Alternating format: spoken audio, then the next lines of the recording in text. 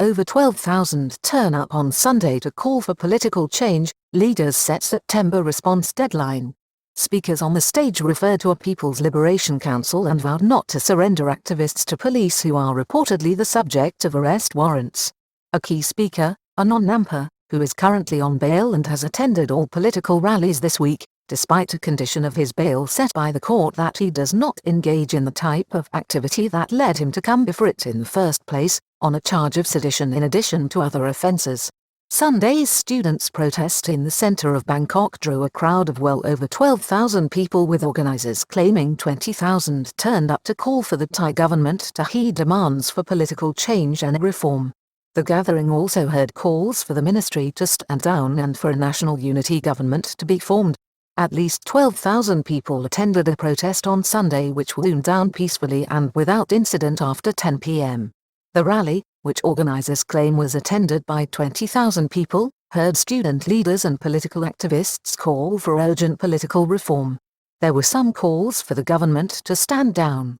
A protest at Democracy Monument in Bangkok, again led by the Free Youth Student Movement and supported by another group called Free People, has generated the largest turnout so far since the easing of COVID-19 virus restrictions.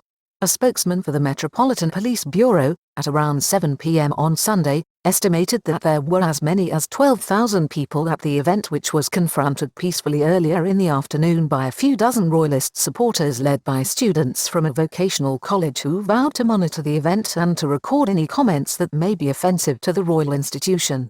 Protest was a peaceful and friendly one. The protest was a peaceful one, with the organisers themselves claiming the crowd was over 20,000 strong.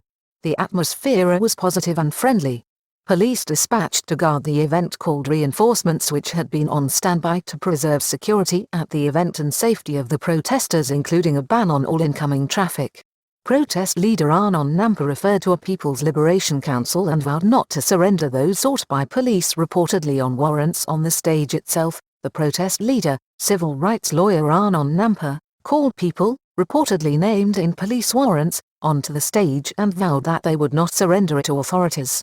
The protest leader announced the People's Liberation Council as they called on the government to heed the three demands presented on the 18th of July last.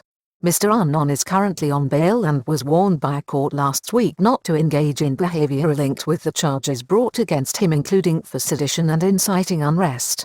Calls of a government of national unity speeches called on the government to stand down for a government of national unity. The protesters were also calling for constitutional reform and an end to harassment of political activists.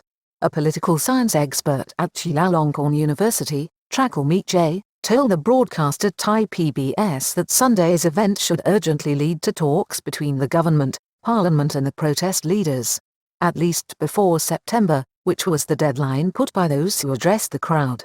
Rally wound down with a statement. The rally wound down at about 10 p.m. but not before the protest leaders read a statement to the crowd which said, "Free People is now not limited only to students, but also includes people from different aspects of society, ranging from artists and labourers to people from all walks of life,